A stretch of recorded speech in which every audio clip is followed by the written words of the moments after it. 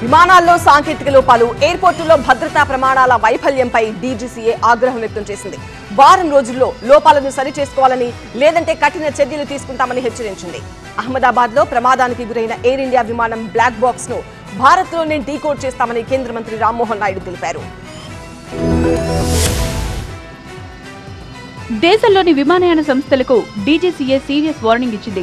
Major విమానాశ్రయాలు, విమానయాన సంస్థల్లో సేఫ్టీ సర్వే నిర్వహించింది డీజీసీఏ. ఢిల్లీ, ముంబై విమానాశ్రయాల్లో పగలు రాత్రి ఆపరేషన్స్ పరిశీలించారు.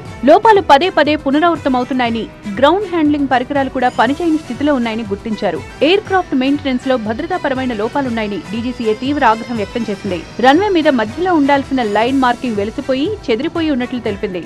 ర్యాపిడ్ ఎగ్జిట్ టాక్సిక్ వే, గ్రీన్ సెంటర్ లైన్ ఒకే డైరెక్షన్ లో లేవని వెల్లడించింది. చాలా సార్లు గుర్తించిన లోపాలే మళ్లీ పునరావృతమయ్యాయని మండిపడింది. దీన్ని బట్టి లోపాలు సరిదిద్దే ప్రక్రియ సజావుగా సాగడం లేదని తెలిపింది.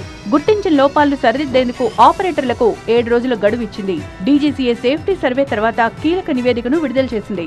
మరోవైపు అహ్మదాబాద్ విమాన ప్రమాదంలో ఎయిర్ ఇండియా విమాన బ్లాక్ బాక్స్ లో విదేశాలకు పరీక్షల కోసం తరలించడం లేదని కేంద్రం స్పష్టం చేసింది. భారత్ లోనే బ్లాక్ బాక్స్ ను డీకోడ్ చేసే ప్రక్రియ జరుగుతోందని వెల్లడించారు విమానయాన శాఖ మంత్రి రామ్మోహన్ నాయుడు.